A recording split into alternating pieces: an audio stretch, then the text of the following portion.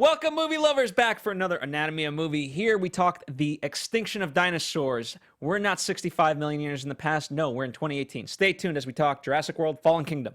Welcome to Popcorn Talk, featuring movie discussion, news, and interviews. Popcorn Talk. We talk movies. And now, here's Popcorn Talk's Anatomy of a Movie. That's right, ladies and gentlemen. The sequel to a reboot-ish movie for Jurassic World. That's what we're dissecting here on Anatomy of Movie. I am Phil Svitek, but of course, I couldn't do it alone. In fact, I wouldn't want to. We have Marisa Serafini. Hello, everyone. And Demetri Panos. Hey, everybody, movie fans. Welcome back, Phil. It's good to be back. We missed you last week. We did our best, but it's good to have you back. Well, I have to, I had to come in to make sure I scold you. Here's a little fun joke as we begin. Dimitri's wearing the Jurassic Park t-shirt, which is in poor taste if you've seen Jurassic World. Anyway, moving on.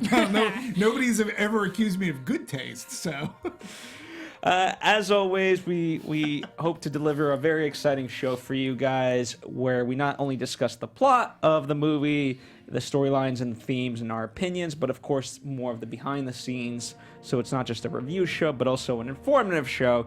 As such, there will be spoilers, so, you've been warned. And I want to talk about that because people have actually said, why do you wait so long to talk about the movie? And it's because to give you, the audience, an opportunity to have seen the movie so that you can be part of the discussion, because the whole idea of this show is to talk about the movie as if we've watched it together, and then we go out and then we talk about everything about this movie, what we like, don't like. So that's why it's a week after. Gives you ample time to watch. Exactly. Mm-hmm. And some people would argue that's not enough time. So here we are. We give you 7 full days to watch it. That's true. We have been accused of spoiling a movie. It's like, but it's been out for a week now. And we always say spoiler, hence the spoiler. Also, additionally to that, if we're going to get to a lot of the information as much as we can in our rundown, but nonetheless, if you want our full research, it is there provided for you in the description box. It's a PDF. All you have to do is click it, and it'll appear. And we try to give life to that research, because life, as we know, does find a way. Yes. It does find a way. Yes. So absolutely. Without further ado, let's start with overall impressions for the movie. Marisa, kick us off. All right. Well, I've always been a fan of the Jurassic Park movies, and when Jurassic World came out a few years ago, we were excited to talk about that one. And then watching this one, I was excited to see this one. I knew it was going to be fun, I knew it was going to be ridiculous, and I knew it was going to be ridiculous fun. So going in with that mentality, yeah, you can have a lot of fun. I enjoyed it. J.A. Bayona, I love him as a director. He has such amazing visual, creative eye in putting it onto screen, and I definitely saw that. Like Chris Pratt, love Bryce Dallas Howard. She's an amazing actress. So it was another fun movie to watch. Fair enough. Demetri? Yeah, I agree. I think it's a really fun summer popcorn movie. Let's get one thing out of the way. I think we can all agree that Jurassic Park, right? Jurassic Park, the original, it sits on a peak all by itself. It's meaning you can't compare these movies to Jurassic Park, because if you do, you'll just be disappointed. What they've done in this Jurassic World, a lot of it hinges on, they do play a lot on nostalgia. This one plays as much on nostalgia as the last Jurassic World did. But they're taking it in a different place. So the magic, let's just say, or the majesty of and the magic of dinosaurs, as given in Jurassic Park, that genie's out of the bottle. You can't recapture that, I don't think, because once you see dinosaurs for the first time, which Jurassic Park did so well, you're just awed. Once that happens, we know that Hollywood can go back to that well and make dinosaurs look real. It's all about story and what we do, and what they do after this. So with Jurassic World, I think Fallen Kingdom, where I think it wins is it takes the franchise in a place that I didn't necessarily expect it to go. I enjoyed the fact that they gave consequence, or there was an emotion given to for the dinosaurs for the first time, I think, in the series, because up until now it's basically dinosaurs run for your lives and people getting eaten by dinosaurs. This time they almost like they animalized them like we would do with good pets or whatever. Humanize them, really. Well, but we have an emotional attachment to them, and it brings up a moral, ethical kind of question. Now, people can argue that it's thin, but it's there as to, are they our responsibility, things like that. I like those themes in this movie. It was a little bit darker. We are no longer on the island, which some people have criticized that. And I'm like going, if we stay on the island, it's just the same movie over and over again. I like that they tried to broaden this. I like the characters. Listen, it's not a perfect movie by any means. I think sometimes our characters are in situations where there's an obvious out and they, for whatever reason, choose to go the hardest way out. Things like that. But ultimately, I enjoyed the special effects, and it's a summer fun popcorn movie that looked great on the big screen and sound.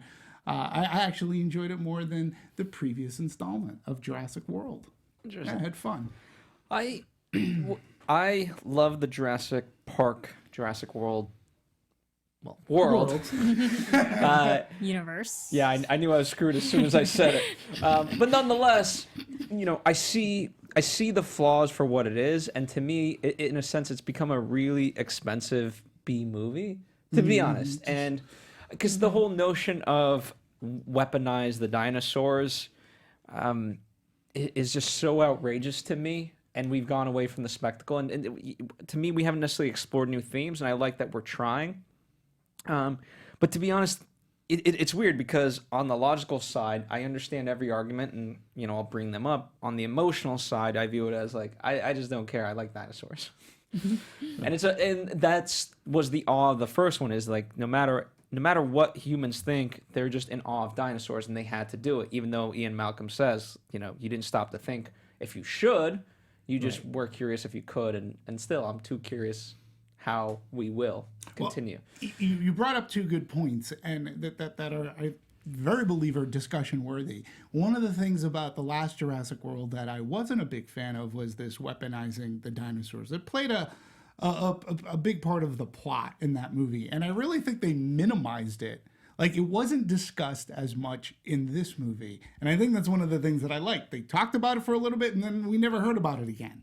Then it was all about auctioning and then running for our lives within this haunted mansion-esque castle. So that's one of the things that I appreciated about it.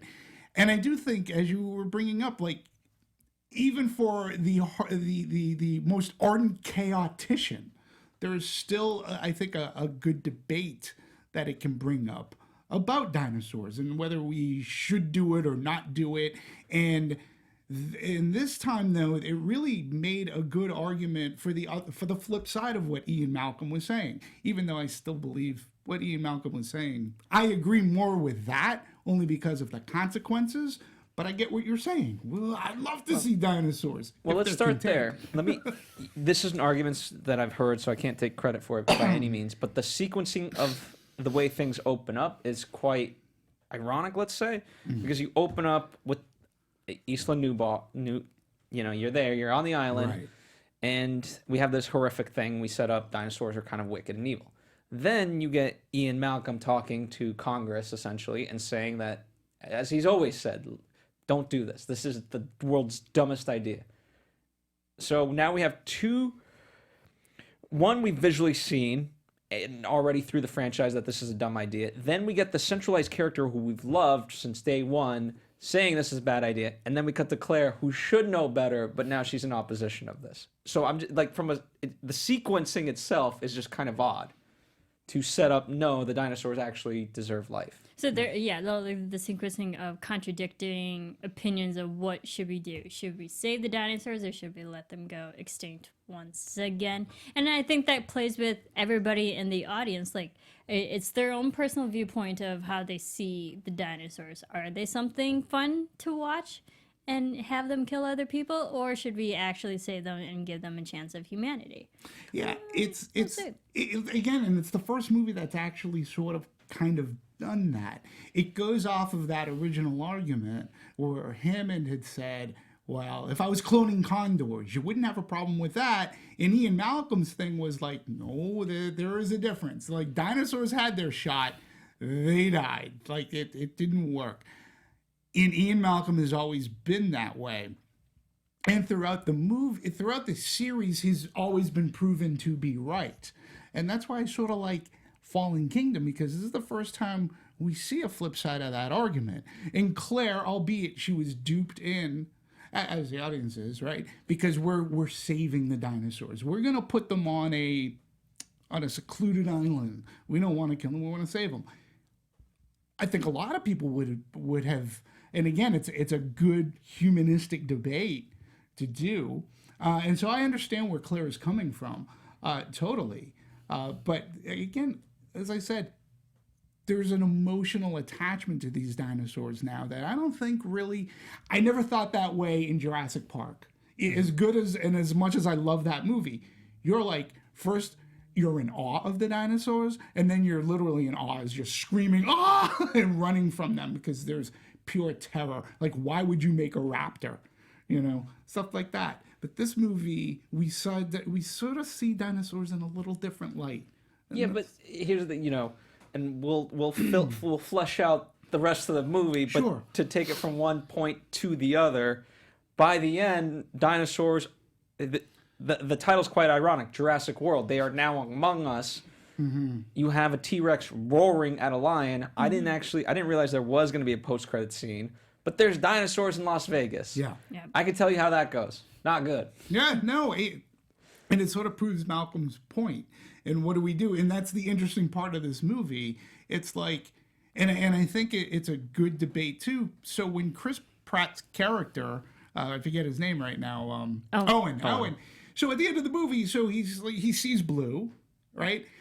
And there's I liked how we had an emotional attachment to Blue, right? Because we threw flashback and everything. When he says, hey man, you can come with us.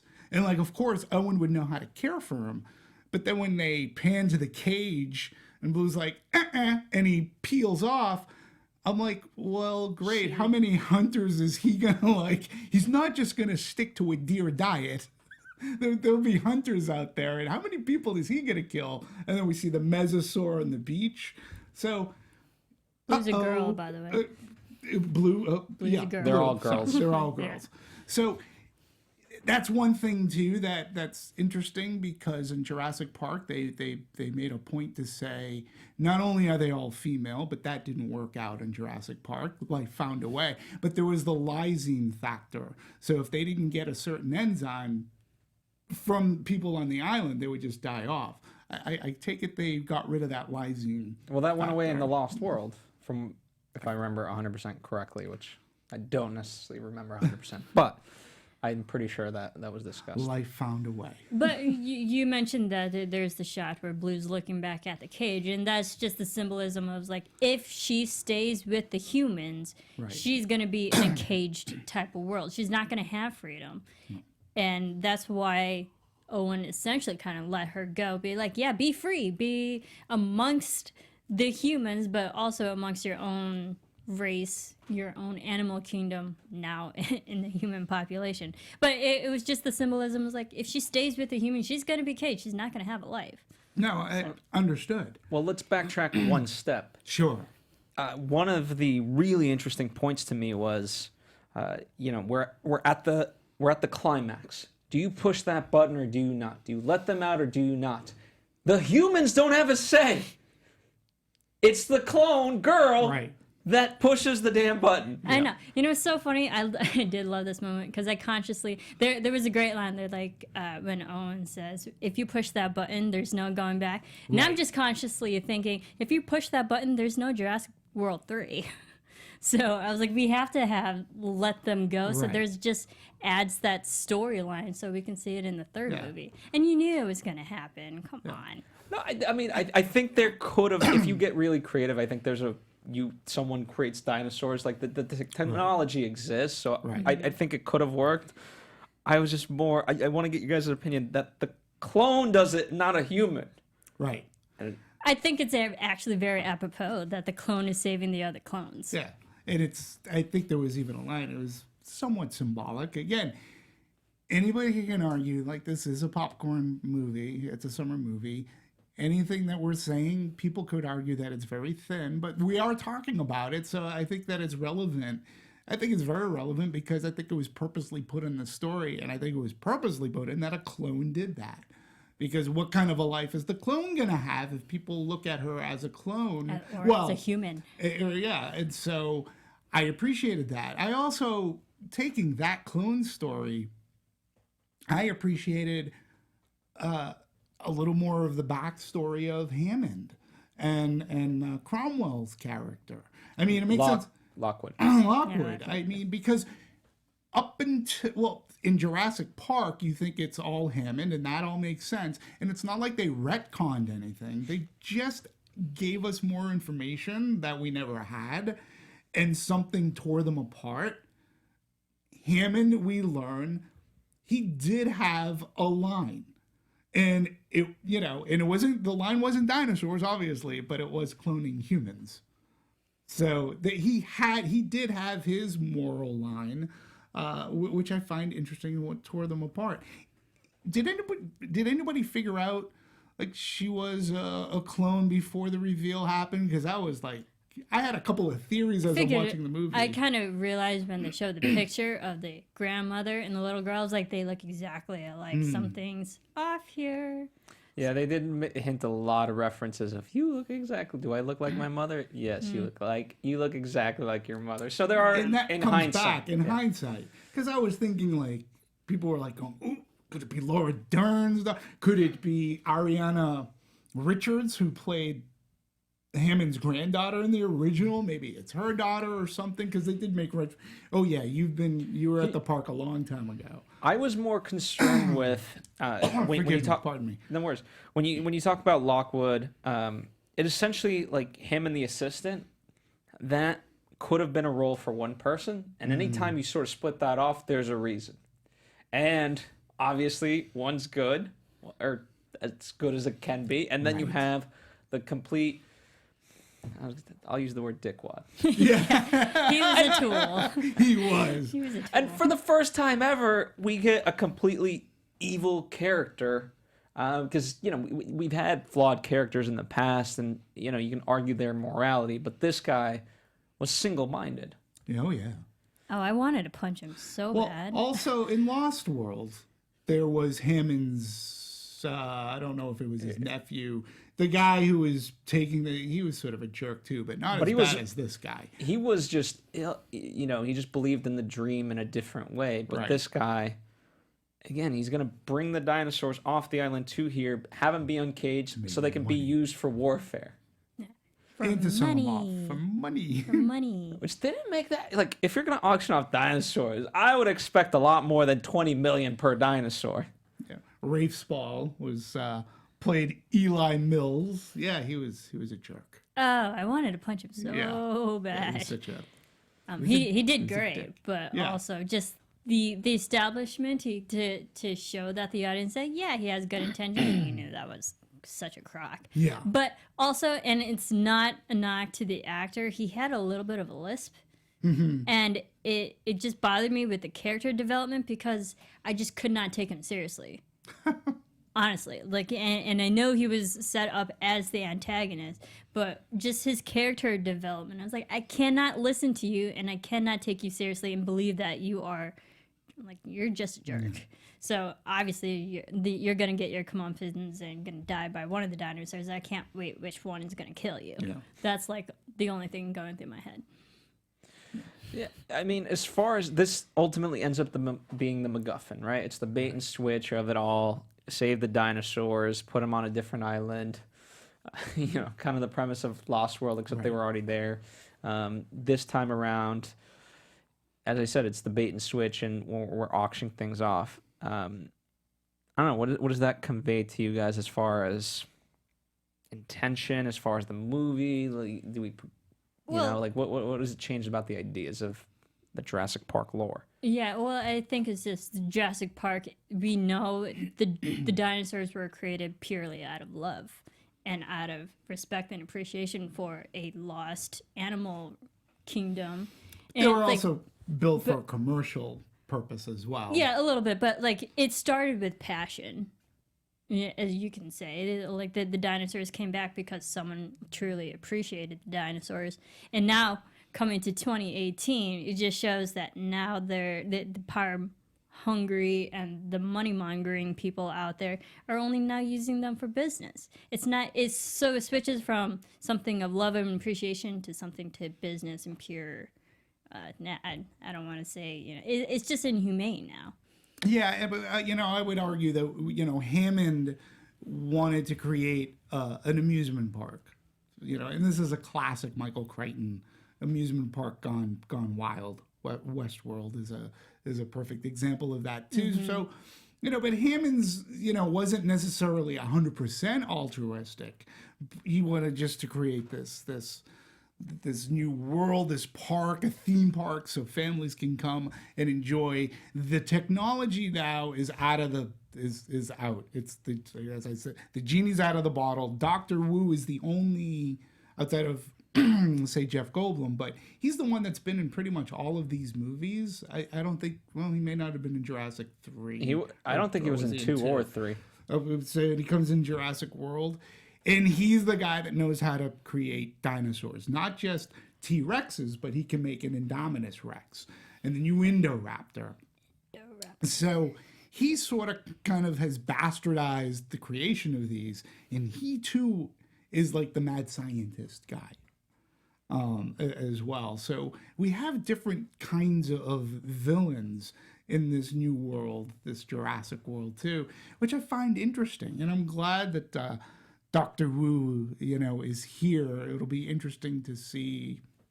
Well, as far as I think he's the biggest missed opportunity in both these movies because, he in essence, when you talk about a lot of the first 3 movies, and granted, not many people love the third movie. I actually do, but me too. Beside the point, they talk about like we're playing God, and when you attribute that power, yes, Hammond was a catalyst and whatnot, and he could finance it, but we've sort of now pitted everything on Henry, the doctor, and so you would expect him to have I don't know, I want him to have more of a struggle in terms of dilemma, that he was right, he was wrong, or like, why is he now doing this? And to just give him a single dimension, because in the first one he did seem a lot more tender and things like that, and even if you let that be like, hey, we can make these creatures, which that was the word oftentimes used in the first couple of movies, we can make these creatures more humanized, and there's a way to make this work,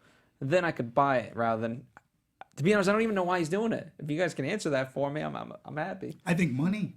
I mean, he's being given an opportunity to do bigger, badder. He gets paid a lot of money with the whole military thing. He's getting financially, he's financially comfortable. He's getting a ton of money for doing what he's doing and what he's creating, and he's the only one obviously left.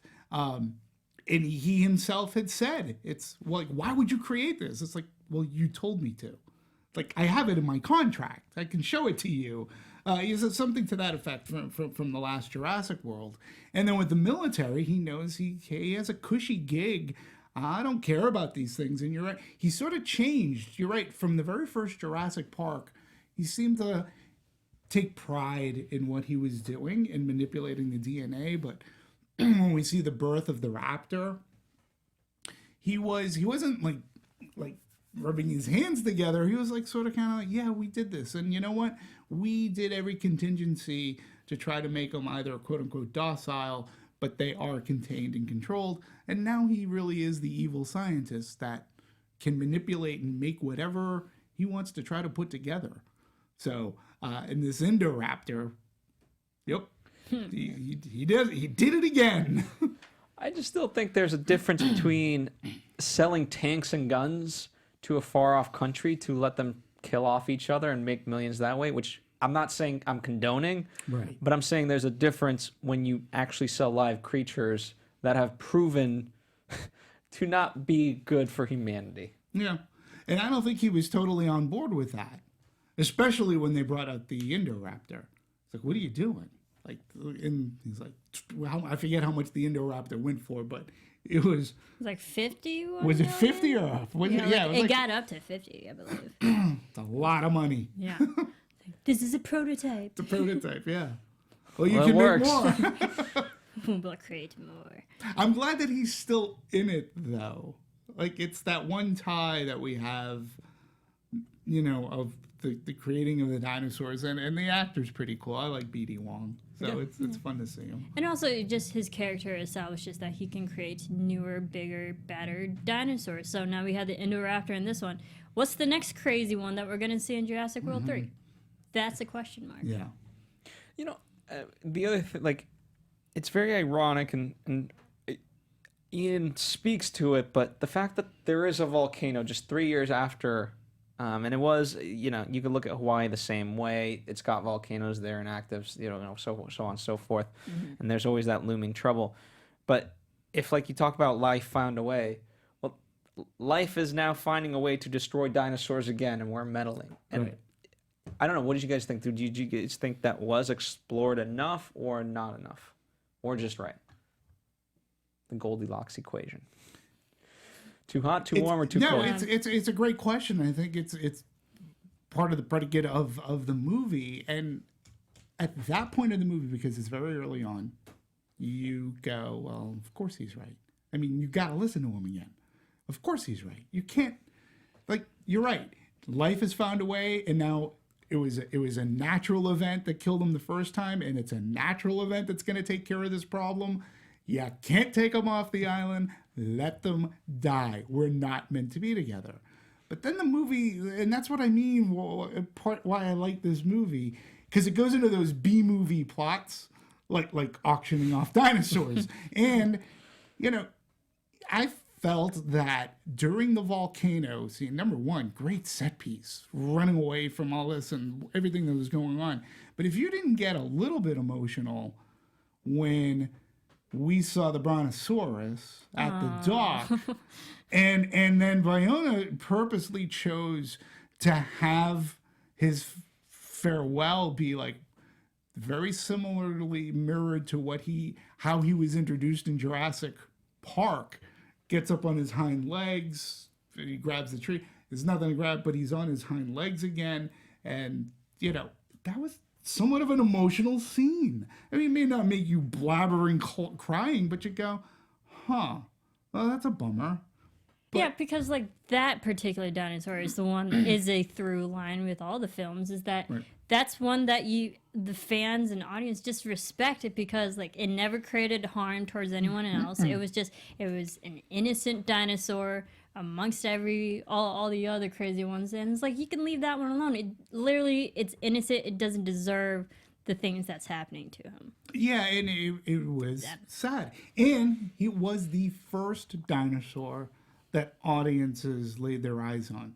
This is the first dinosaur in Jurassic Park where the majesty of dinosaurs, for people who love dinosaurs, you're just like, oh my God, they actually did it.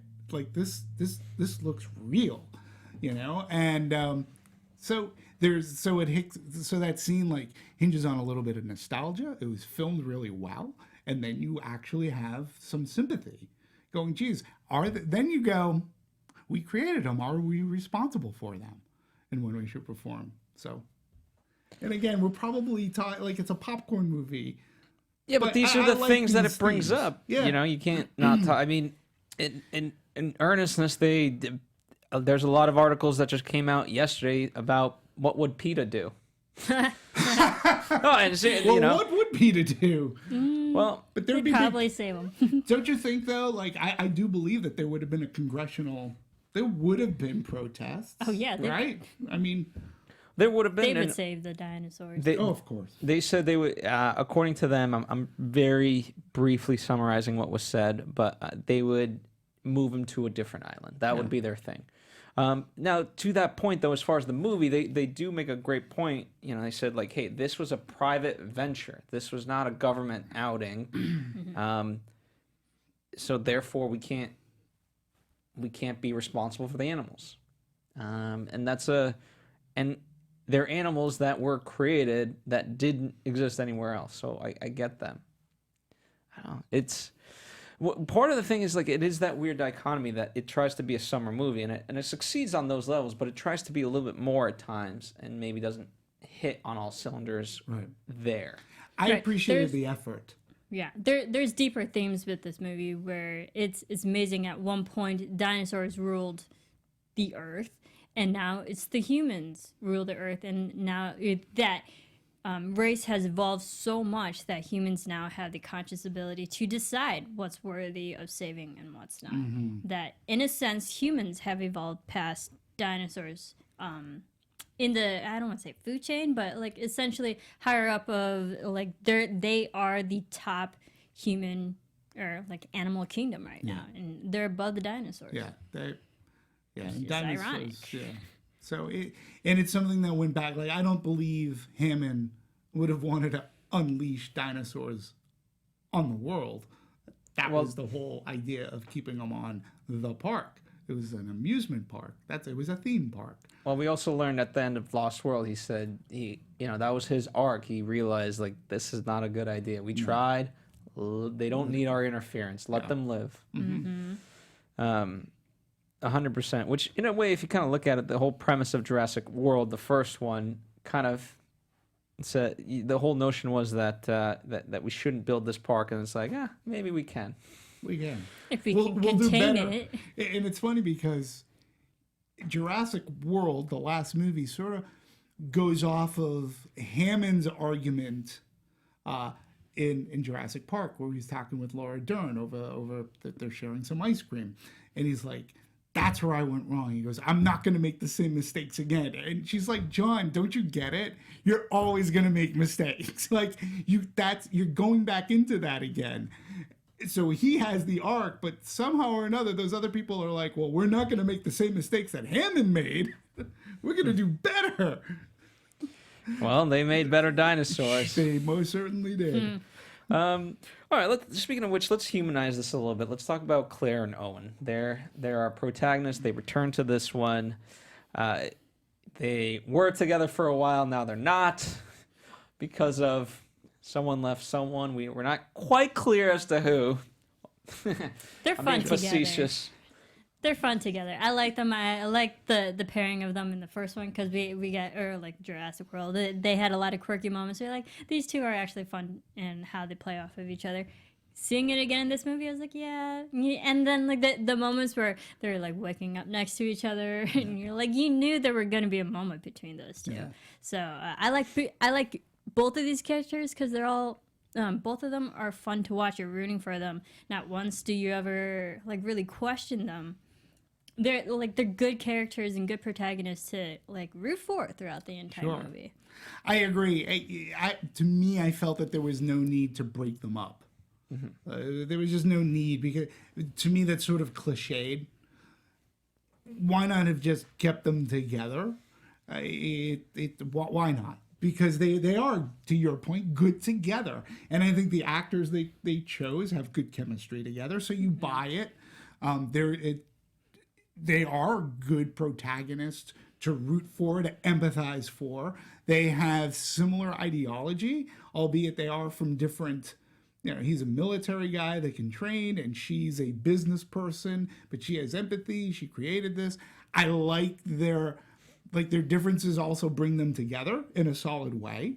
And they obviously, as the way that they're written in this movie, they care and love for one another. I just felt there was no need to break them up. The movie could have just gone on and they're together still, and I would have been, well, sure, that makes sense. Well, they had different ideologies at the beginning, and so, I mean, in a sense, it's tough because it's a contrived version of it, but you had to have them be separate, certainly in ideology, and then therefore it's just easier to make it quite literal and then bring them together. Yeah. So, But you knew they were going to end up together Sure. again anyway. So I agree with you, Demetri. Why break them up in the first place? Yeah, it's when just they a were cliche working thing. so well already. Yeah, and they had that touching moment at the end of Jurassic World. It just makes sense that they could maybe they weren't married, And maybe that was their bone of contention that you bring into this, but for me, there was no reason for them to be broke. Why break them up only to bring them back together again? So that would be technically almost like the third time, because they at least had one date we learned of in Jurassic World, or they were together for a short time, then they get together, then they break up again, and now they're together again. Well, maybe Jurassic World 3, they'll get married. At that castle. Yeah, or on the island. I wouldn't mind seeing that, honestly. Well, you can make the same argument. We created dinosaurs. We learned that, okay, maybe they're dangerous, but then we try it again, and then we're like, okay, well, don't do that, and then we try it again. So, it's we make mistakes as human beings. Things happen. Blue is going to be the best woman. Or maybe a bridesmaid. Bridesmaid. The T-Rex will be the best man. There you go. But they're like, at the trajectory that the relationship is going, they're probably going to end up being married in the third one. Yeah, just stay together. Yeah, it's fine. So let's start transitioning into some of the more production stuff, and I think a nice sort of way to do that is, what was your favorite action set piece? I loved the action set piece / sequence of when they're trying to get the blood from the T-Rex, because you knew it was going to be a crazy mess, and how they were playing, again, going off the chemistry and how they're playing with each other and like literally rolling around in this confined solitary space with the T-Rex. Oh man, that was fun to watch, because it built a lot of tension, a lot of anxiety, yet was still fun to watch and laughable throughout. So you had action, thriller perfectly blended together. Yeah, and action really, when blended with comedy, or it's like when he gets stuck behind, he goes, "I'm okay." It was a funny scene. I enjoyed that. I enjoyed that scene as slime much too. Yeah, that was like, funny stuff. Nasty. To me, for me, it was all the escaping from the island. I thought, my God, what a way to open up this movie. And that went on for a good, at least 20 minutes. And the way that they set things up, and the double cross that happens with Blue, the Raptors, and then you had I almost called her Jessica Chastain. Bryce Dallas Howard. There's actually a running joke between those two, because they always get people always confuse them for each other. There's actually videos of both Bryce Dallas Howard and Jessica Chastain sending out videos like, "I'm not Jessica, I'm not Bryce." And they're actually really friends in real life. And that's funny you mentioned that. Sorry, I had to digress there. So we're Claire and Franklin. We're like, oh, is that the T-Rex? That's not the T-Rex. I actually like that scene too, because you had the flowing lava was separating. It was basically keeping them alive from the dinosaur. And he's trying to roll around while he's paralyzed. Yeah, the lava coming out. That was really cool. That actually was a throwback, almost in a sense, to Spielberg, because Spielberg's great at taking those smaller details and expanding them to their most highest in terms of sensibility, the action, the thrillingness of it all. Because I could see, some of those moments in Jurassic World were just kind of brushed over pretty quickly. The tension stayed there. Yeah, and because number one, it's not just, oh, the dinosaur comes in, great, go out the hatch and blah blah blah. No, we got to get a chair, we got to go there, and there's the lava, but then the dinosaur figures out the lava and gets to the passageway and blah, blah, blah. So a lot of great little bup moments. Yeah, and it really, and even we escape from there. Owen gets his limbs back. Then they had the Indiana Jones moment as he's running with run. The only thing he wasn't saying, he wasn't, start the plane, Jacques, start the plane. But I mean, that whole scene with the gyrosphere, we can only fit 2 people in the gyrosphere, running, almost drowning. So there's just claustrophobia there if you're afraid of drowning. Yeah, I mean, the whole island sequence I felt was really quite the summer spectacle. Yeah, and I think it's a lot of credit to the director J.A. He really made things dark and realistic, and I certainly appreciated that from that perspective. Speaking of which, since we're on the subject of the evacuation, as I'll call it, we do have a clip of how they actually got the gyroscope to work and how it all came together. And how they made it look like it was falling off a cliff. And, well, that's the funny part. it looked like that because that's pretty much what they were doing. I always like the design of the gyrosphere because so it's so cool. like modern and cool looking. And simple. Yeah. And you're like, that's brilliant. How come we didn't think about that 20 years ago? See, and some people think like, oh, why is it working? No, it's just like a car that's in neutral. It's just rolling down the hill. Sure. It's not that it's working. It's just it's rolling just rolling down the hill. So we're still we're gonna bring up that clip in just a moment. Yeah, the gyrosphere was a great introduction into this world. I'm glad that it was used, and it was used really well. I felt in this installment too, and they just had fun with it. We're gonna put these, bat them around a little. We're gonna throw them into the water. So yeah, I really enjoyed the gyrosphere sequences a lot. And again, it was definitely done in such a way that we're not, again, the drowning aspect of it. How it was typical to Spielberg. How are we going to get out of this? Like, it's bad enough that we're rolling down a hill. Oh, there's a cliff. Oh, we're falling in water. Oh, there's dinosaurs also falling in water with us. Dinosaurs, and then Owen's trying to open up the door. I mean, that was a really great scene. It was really a lot of fun. So, and like J.A. Bayona, he's great at like from his past films, he's great at disaster movies. Yes. And actually building that real human tension. In situations like if you've ever seen The Impossible, which I highly suggest you do, but also before you watch that, buy like 5 boxes of Kleenexes because you're gonna need them. He's great at showing a disaster and like putting it and visually showing like real time of what people would go through in situations like this, especially these two being stuck in a mobile, in a circular mobile, and into the water, and I believed it. And then we have Owen, the person not in the gyrosphere, is like running for his life, and with that was like the lava. Again, going back to it's a B movie. That lava was so close to him, like he would have been incinerated just from the nearby heat from that. But it's a movie, and I'm buying it. I'm all in. I was also thinking about that too. I was like, this is one of the few movies that I've seen that humans actually survive a volcanic eruption. Like I think another movie that I can think of is Dante's Peak. Oh, sure. Where Pierce Brosnan survived a volcano. I'm like, okay, there's some you have to suspend your disbelief of no way can all the humans actually survive this eruption because they'd be breathing in toxic gas. Oh right my now. God, yeah. All of them would be dead. But then we wouldn't have a movie. And one of the things too that scene does is it brings about a lot of like nostalgia factor.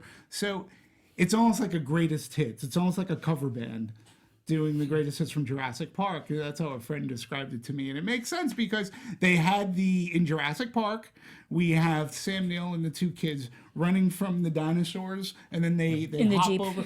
Well, they hop over the piece of wood, like the log, right? There was a scene here where they're running from dinosaurs. They take refuge behind a tree stump or whatever. So I mean, they did things like that in this movie where Jurassic World used items like the Jeep. Things like that. We did see the Jeep in this one. Yeah, like it was flipped over. It was flipped over. It was destroyed, much like it is in the ride. So I found those moments were the nostalgic moments.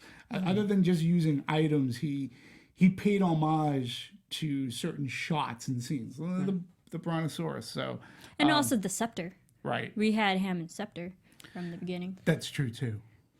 And what's interesting about that was, like, as great of a scene as it was in light, right? And then everything after that gets very, very dark. By the way, we'll skip over the clip, but it's on /film.com if you guys want to check it out. Anyway, so as far as the hotel, or not the hotel, but it looks like it's big enough to be a damn hotel. The mansion. The mansion. Castle. The haunted mansion. That's 5 mansions all on one from the exterior. Seriously. But I like the climax when the raptor blew versus the Indoraptor and all that. That was just so suspenseful and very it speaks to his sensibility as far as the horror aspects Yes. and whatnot, and I was for it. And let's not forget the way that was filmed too. It was those scenes were filmed great with production design, with cinematography. It had that haunted castle feel. It was gray, the clouds. It was captured perfectly, I felt, which led to that suspense and what's going to happen. And I love that it literally took us to the rooftops, and that's the climactic moment, and Right. just everything came to a culmination. One of the things I did like this is tying in the music. I think we do have the whatchamacallit, the Gyrosphere. gyrosphere. All right, let's watch it, even though we've moved. we I know spent we 10 moved minutes on, talking but- about this. But it's cool. It's okay. It's cool. Look at that. It's a roller coaster. I love that. That's a real. Oh my god, That is movie magic in the making. that's awesome. So for those of you just listening, because all you're hearing is music, it's a lot of good B-roll. You can either flip over to our YouTube and watch that portion, or as I said, it's from slashfilm.com.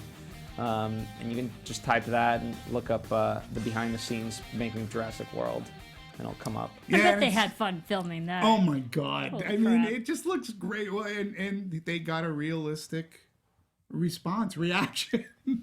So they built a roller coaster and basically put the gyrosphere on this roller coaster with the camera in it, and they just threw it off the highest part of that roller coaster, and they're as if one might be. It was great, and I bought every single. I didn't know how the movie magic worked, and when I found out, I was like, "Oh, this is cool!" And then figuring out how to put in the background and then the water. That sequence to me was just a ton. It was a blast. Yes, I know we're gonna sound like we have ADD because we're gonna go from one thing to another, then back to the other, and now back again. Sure.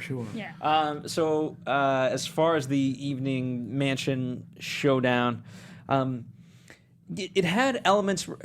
Remember, like the raptor scene in the kitchen of Jurassic Park. Yeah. Like it took that spirit of Spielberg and, as I mentioned, gave it that horror feel. And the other thing I appreciated, it didn't bastardize any of the themes of John Williams.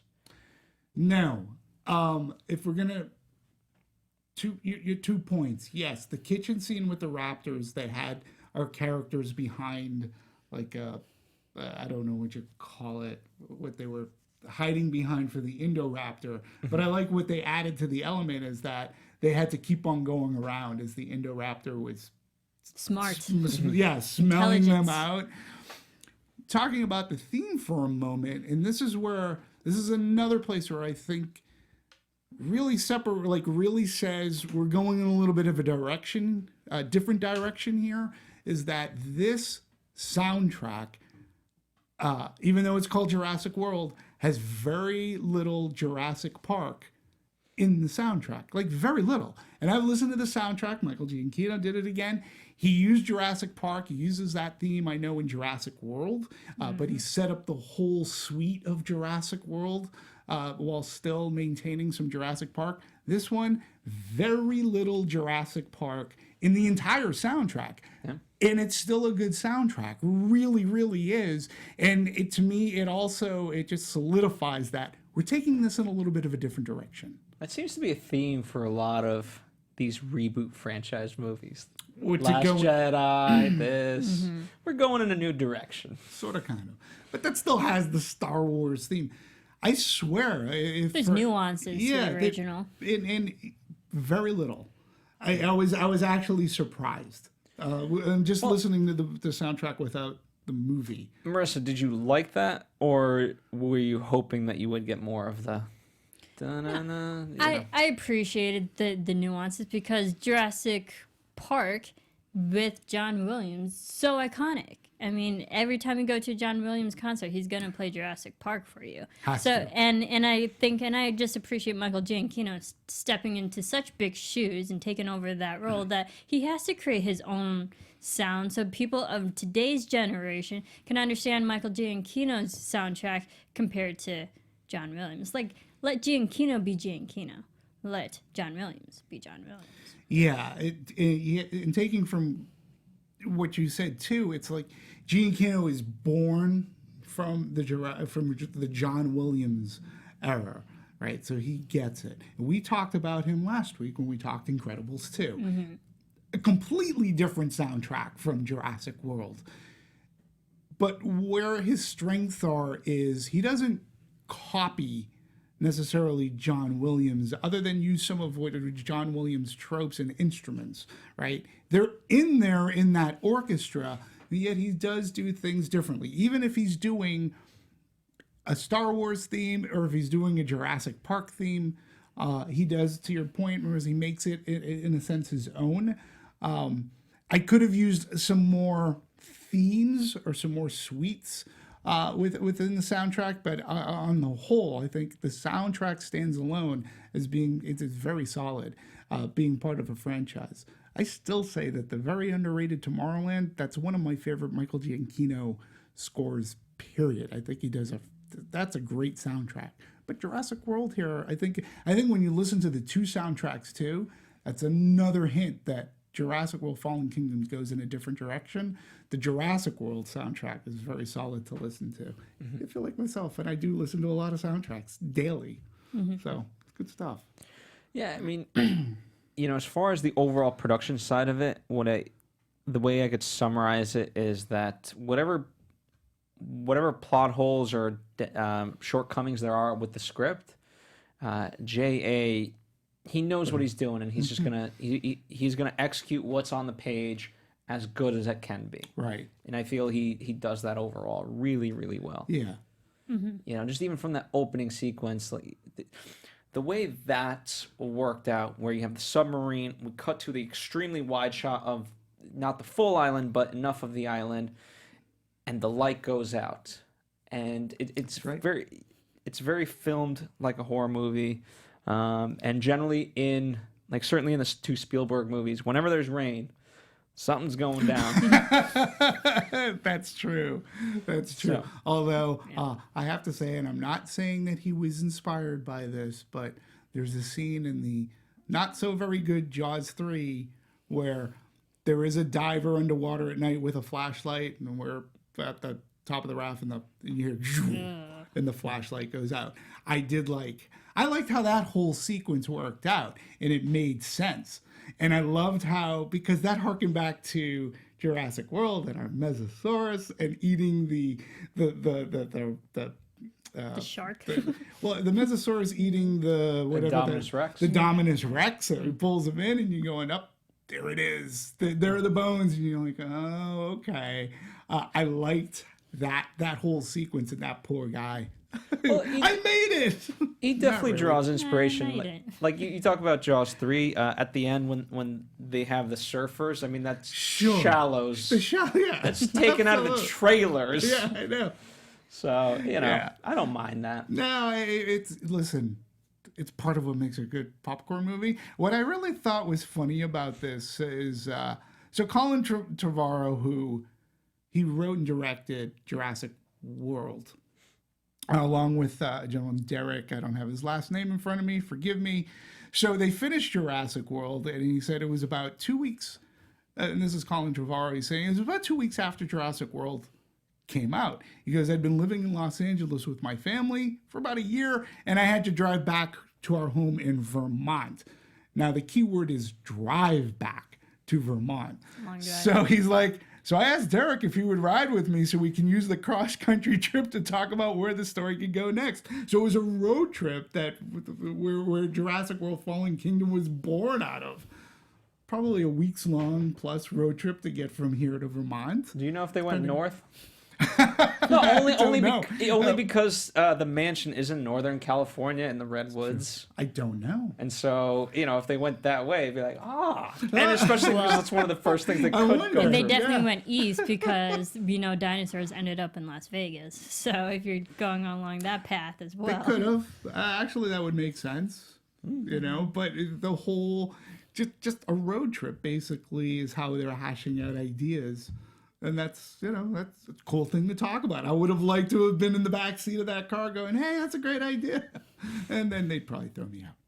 it's a good long time to be stuck in one place and actually gestate your thoughts. Yeah, and if you don't have satellite radio, radio sucks on that cross-country trip. I know for a fact. So what else are you going to do? Let's talk about the sequel. Absolutely. And no one expected Jurassic World, that came out a few years ago, to be as successful as it did. As they were it hoping. was. Yeah. I could have predicted. Yeah, but I know. I mean, that movie. they had hoped that it was going to be big, and it that, delivered. That movie crossed the billion mark? Correct me if I'm wrong, but worldwide. like no one really expected Jurassic World to be as successful as it did. Right. When it came out. Yeah. Well, now going into the second one, they did a whole marketing push that this thing could have made 3 movies just in the promo budget. Oh my God. 185 million promo budget. Ooh. So add I'll that take to the, one of that. All right, Yeah. so and add that to the 170 million production budget. So we're over 300. My math is almost correct. It's over $300 million, right? It's a lot. That's a lot of spondylics. But what's amazing?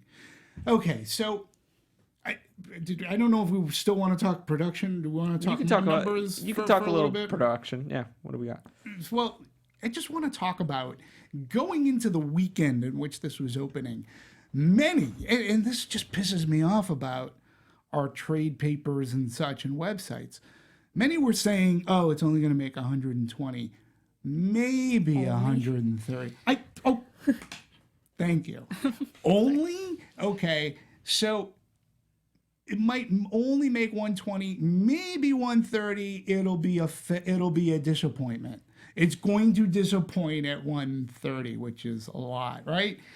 It ends up doing 148. So it ends up doing 150. But what we keep on neglecting to talk about is foreign. This movie has done $604 million from foreign territories alone. That's 74. That's almost 75% of the gross, the worldwide gross. That's crazy. So we have $809 million worldwide. So for trades to keep saying, if it only opened up at 130, I get it. It does mean that it's less than the previous movie. But you got to remember too that the previous movie, there hadn't been a Jurassic Park movie in a while. Expectations were high. They did a great job marketing it. Right. So and also, crazy. Jurassic World: Fallen Kingdom premiered foreign first. The other countries got it before America. America was one Right. of the last countries to get this film, which is ironic. But it makes sense for the marketing because it is such an international type of movie. Yeah. That of course the foreign numbers are gonna be bigger than America. They got it first. Yeah, absolutely. And we're looking at the opening weekend for Jurassic World was 208 million, which is a lot, okay? And this was 148, 150. So the worldwide, the total gross for Jurassic World is 652 domestic. So we're looking at 204 thus far. We're going into 4th of July. It's still going to be number one. Mm-hmm. I mean, they ain't losing. I don't believe they're losing money unless we have some shady Hollywood accounting going on. Right, and there's no really big tentpole movie that's coming out this particular weekend. No. That would be competition to this one. Yeah. You have Sicario and Uncle Drew, And which then no The offense Purge. to either. And then you have The Purge. So, look, the number one, it's going to be the number one movie. Incredibles is going to be number 2. Whatever's 3 and 4, they're going to have to duke it out. But I do not see our rankings between those two movies changing. And people have been liking Jurassic World, this Fallen Kingdom, with I believe it was an A- in Cinema Score. Mm-hmm. So, it's just very, I wish that the trades, number one, they were off again in their tracking, but if a movie only does 130, I get it. The last one made 200. We're in a different time now. Don't write it off as a failure before all in. It is already released. Yeah. Well, it's reminiscent of the themes of Jurassic Park lore, where we all make mistakes. Despite our greatest intentions, we always seem to mess it up. Yeah. Yeah. In one way, shape, or form. And this movie sets itself up for a third one. Oh. Like, I mean, perfectly. Yeah. You knew, at the end of this film, you knew there was going to be a Jurassic World 3. If this is like a basketball analogy, which we're going to do Dr. Drew, or Uncle Drew. Uncle Drew. Uncle Drew after this. That's the Drews. That's awesome. Someone just threw the ball up. It's right there. We already have a guy jumping in the air. No one's within 10 feet of him, and he's ready to slam dunk it, and we've cut there. Yeah. That's what we've set up as far as this movie. It's the lob assist for the alley-oop dunk. Yeah. We'll say that. Yeah. Yes. So, I will say, we were talking about the little things that may have annoyed us. So I do think that the movie could have used more Goldblum. Like, it could have used more Malcolm. You only had one scene. That pretty much bookended both, the movie, but it would have been, unless they just felt it was too Lost World for him to be running around dinosaurs. But come on, for the third, you got to get Goldblum, Sam Neill, and Laura Dern back. You got to bring them back. I mean, you got to come full circle. If you're going to go on nostalgia, that would be awesome. What would they do? What would they? Yeah. He'd call and be like, "You guys want to go in my bunker? Because we're going in a bunker." So, I think that you have to do that. But on the nitpicky part, so I said at the top of the story that sometimes characters, like, there's an obvious way out, and they choose the hardest way to get out of a situation. And one that comes to mind is, so we have this, not the Indominus Rex, the Indoraptor. we have the Indoraptor on top of the garden. There's and he's on glass. And Claire has a gun that shoots bullets. And, we have Chris Pratt on the other side. And I'm going, oh, well, this is easy. Glass. Yeah, that's all I kept on thinking of Alan Rickman in Die Hard going, shoot the glass. And what does she do? She puts the laser on his chest, and I'm like going, why are you doing that? Like, that makes no sense. Just shoot the glass, and he's gonna fall through. Stuff like that. It's like in any movie that happens, but it happens here. And I'm like, I mean, in all fairness, the guy, one of my favorite, one of the best deaths, I think, in all of Jurassic history was the Tooth Commander guy. oh yeah, He just had to get the Indoraptor's tooth. just had to. Right. And listen, I get it. That's a prize for some people, but the fact that he goes in to an auction, no one's around. This is a good moment for me to do this. Nothing wrong here. Yeah. And you knew where that was going to lead to. And in my audience, there were so many kids who I purposely... Really? So many kids who should not have been there.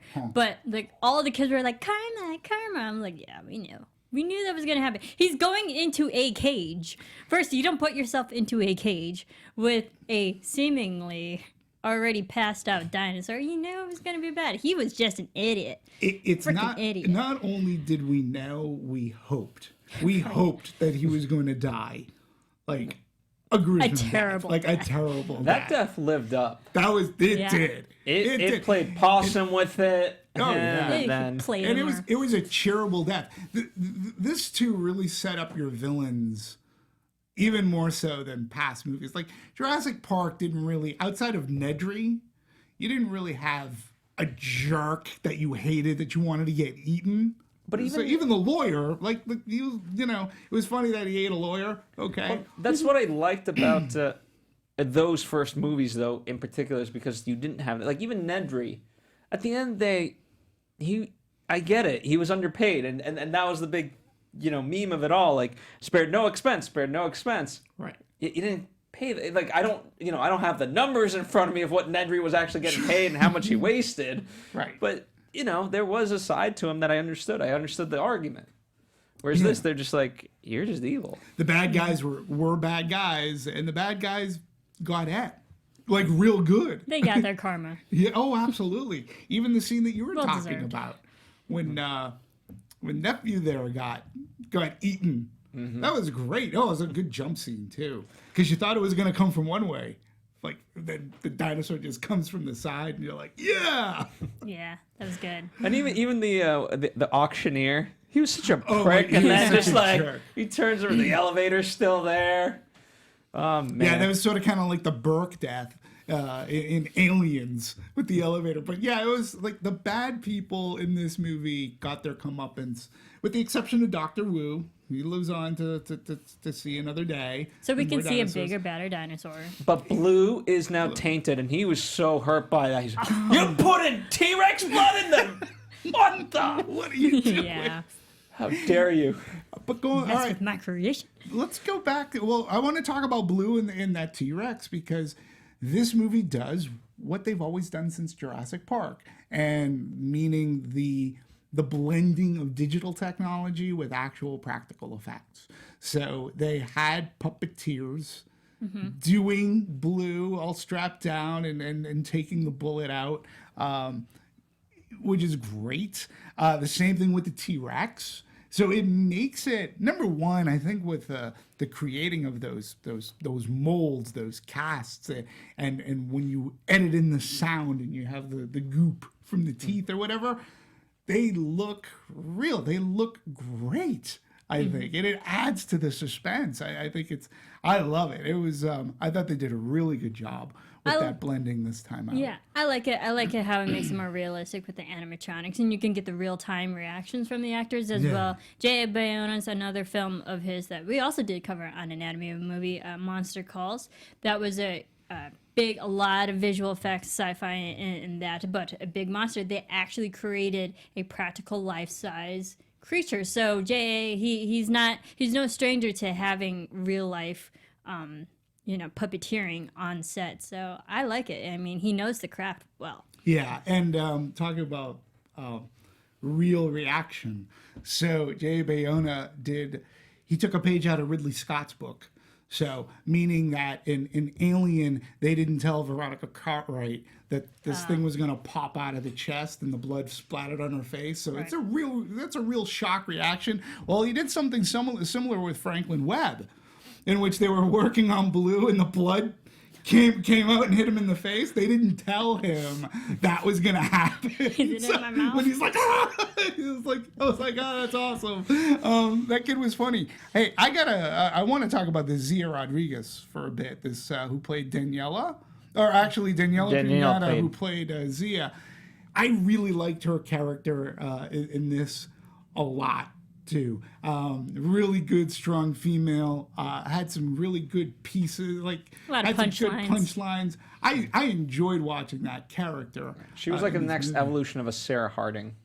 So okay, yeah. Much more wittier and things like that. But yeah, where she was equally a strong character. Yeah. Now I don't know if you knew this too, but the character is supposed to be she's supposed to be a lesbian, and there was supposed to be a throwaway line when she was talking to Owen, and she says, "Oh, I get it," like meaning why I get why Claire likes you. She goes, "You're strapping, square jaw. You're a man." She goes, "If I was into that sort of thing, I'd like you." But they say that they cut that scene out for a time, and I'm like, knowing if she's lesbian or not lesbian, this isn't one of those cases where it really adds anything to the movie. Yeah, it's not necessary. It's almost just to throw it in there, Yeah, a lot of times, like what I appreciate, like if you're gonna have a character and the lesbianness doesn't define the character, right? By any means, like she is, like that's just part of who she is, but it doesn't, as far as 100%. Yeah. But I did enjoy her performance, and I like that character. I hope they bring her back. Mm-hmm. Yeah, I liked her. She kept Blue alive, so you know that she's for the dinosaurs. She's just another good character to, again, root for. Yeah, I liked her. I liked our new characters too. I thought that was funny. It was so Franklin Webb, yeah. Franklin Webb, who was always screaming at the top of his lungs like a girl. That was actually funny because there were so many. He was the I don't want to say wimp, but he was the wimp that you're still rooting for. That's like when they're running. Right. And I think there was a line, it's like, no, we got to save him. Yeah, we gotta We gotta say. save But what's interesting about what I felt about Franklin was that character could have been extremely annoying, but he wasn't. And outside of the screaming, actually had something to do to help the cause and to move things. And he wasn't annoying. He was comedic when needed to be. And I think that's good part of editing and your direction. It's like, you know when to cut down and you know when to, let's tone this down. We don't need a whole thing of him screaming, but I liked him funny. too. Yeah, and I felt that Franklin and Zia, their chemistry, they were fun together. Like they're opposites. Only one wasn't a lesbian. It's only one. What are you gonna do? But it's fun to see a younger generation also now in this part of the cause, because no offense to the original cast, they were all older. They're in their like 30s, 40s. They seem more professional, and and it's cool to see like the younger 20, 30-year-olds like still within this world and seeing like your own self. Well, I mean, I'm in my late 20s, so like it was like I could have been that person. Yeah. You know, to see my generation help the dinosaurs, I thought it was cool and relatable. And it's smart. It's smart to do. What I am really surprised is, why haven't we seen him and his niece and nephew like come back? I mean, they have like. They're in therapy right now. They're like, save the frickin' dinosaurs. Well, that's what I mean. I'm have somebody from the Hammond lineage like come back, or maybe they'll be in Jurassic World too with Sam Neill and Laura Dern. I'm just putting that out there. Fair enough. Well, speaking of which, that about does it for us. We've talked a lot. Of course, we can always talk more, but that's what the comment section's for. We like to interact with you guys, give you the opportunity to let us know what you guys want to talk more about, what we didn't go into, or anything else. Yeah, I want to ask something, because I have found that this movie has been, even though it's gotten an A- in Cinema Score, some people that I've spoken to have been sort of polarized. Some people have really just not liked this movie a lot, and I was not on that end. I am curious about our viewers, or the people who listen, if they are one side of the spectrum or the other. But I have talked to people who did not like this movie at all. And logically, I get it. Yeah. So, I can't argue, but absolutely, we encourage you to let us know your thoughts. If you won't feel like ranking all the 5 current movies from best to worst, by all means. It's always a fun game, and a lot of arguments come of that. In the meantime, you can also interact with us on a more direct level at Serafini TV for Marisa. That's and we recently just did...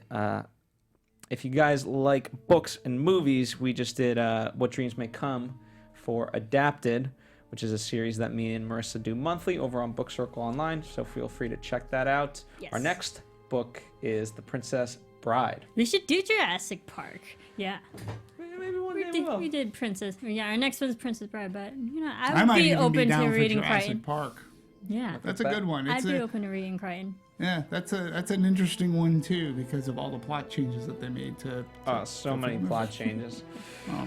So much nostalgia. At DMovies1701 for Demetri. Yeah, support me on Twitter, and I tweet. I'll follow you back usually, and make your comments on YouTube. I will write back, especially if you're kind. Even if you dissent, even if you don't like, you disagree with something, so long as you put it up in an intelligent, decent way, I'll write you back. There you go. Yeah. And I'm at Phil Svitek. Thank you to Julia in the booth for engineering, as always. We'll see you guys next time on another Anatomy movie. We've got Uncle Drew coming up. We've got Sicario, and in fact, we're going to have a special guest for Sicario as well. Marisa will not be here with us next week. We'll miss her, but she will be back. I'll actually be gone the next 2 weeks. Look at that. Look at you. You going to Jurassic Park for vacation? Yes, I'm going to my own island, actually. Well, But in the meantime, like Marisa, Yes. you can during those 2 weeks, if you are vacationing, catch up on all the past anatomies. Yeah, we have done Jurassic World. We have. So catch up. So much in the past. And so much to look forward to. So, from producers Maria Menounos, Kevin Undergaro, Phil Svitek, and the entire Popcorn Talk Network, We would like to thank you for tuning in. For questions or comments, be sure to visit popcorntalk.com. I'm Sir Richard Wentworth, and this has been a presentation of the Popcorn Talk Network. The views expressed herein are those of the hosts only and do not necessarily reflect the views of AfterBuzz TV or its owners.